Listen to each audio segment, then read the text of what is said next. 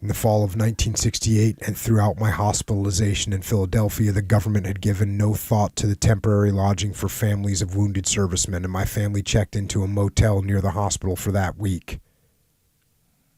In what was the first of many agonizing and expensive stays, they were so concerned initially about my condition that the expense of the accommodations was simply regarded as a nuisance. But as time went on, the economics of the situation became intolerable, and they began to double up on rooms or plan day visits from Washington. It was bad enough to be shot to pieces in the service of your country, but it was outrageous then to be expected to sustain heavy outside costs associated with recovery, and Toddy and I were doubly sympathetic to the plight of the enlisted wives, for whom the extra costs were often an unbearable hardship.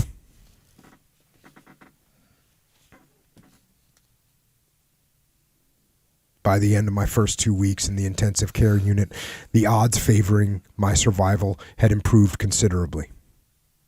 Although the unpracticed eye, the reverse must have seemed the case. Several times a day my bandages had to be changed, and without morphine the ordeal was so painful that I quickly reduced to the level of a snarling animal.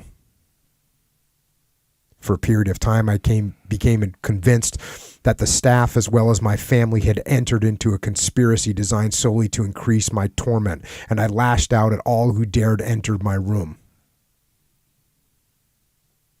Because I threw up so much of what the corpsman tried to spoon into my mouth, I simply began to refuse food, and my weight dropped to less than 60 pounds. Orders were issued that I be fed through a tube in my nose. I was also completely immobile and had to be rotated from my back to my stomach and vice versa every 3 hours in a special bed that employed 2 thin mattresses on a circular track and resembled a sandwich board more than a resting place. Despite the constant turning, I developed bed sores from the pressure and the perspiration with which I was constantly soaked, and by the time I had completed my stay in intensive care, I had open sores the size of quarters all the way along my backbone and pelvis.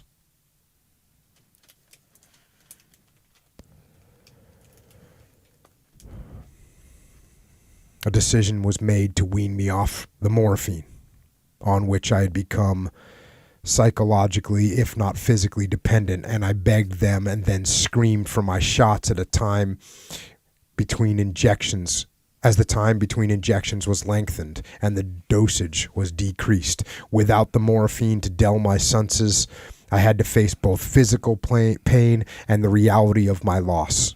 And for several days I was nothing more than a bundle of jagged nerve endings as my wife stood by to wipe my brow, feed me lime lifesavers, and hold cigarettes to my lips.